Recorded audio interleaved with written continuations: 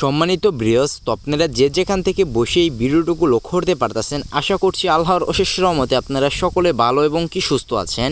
তো আপনাদের পুকুরে কি আপনারা দেখা যাচ্ছে অরিজিনাল দেশি লাল টুকটুকে শিং মাছের পোনা চাষ করতে আগ্রহী আছেন?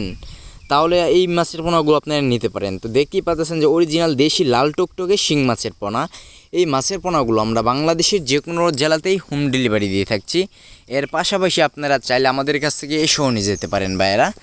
তো বাইরে মাছের পোনাগুলো দেখা যাচ্ছে আপনারা এক বছরে 10টা থেকে 12টা মাছ 1 কেজি প্লাস ওজন এসে থাকবে।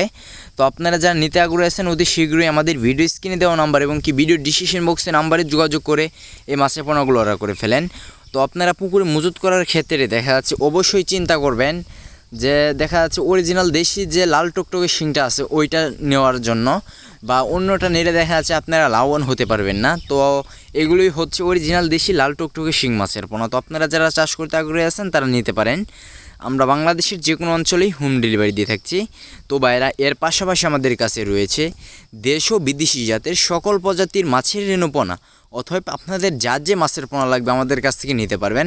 তো এই অরিজিনাল দেশি শিং মাছের পোনাগুলো দেখা যাচ্ছে মিশ্রভাবে চাষ করতে পারবেন, অন্য অন্য মাছের সাথে এগুলো মিশ্রভাবে চাষ করতে পারবেন। তো আজকে আমার এই ছোটো ভিডিওটি পর্যন্তই।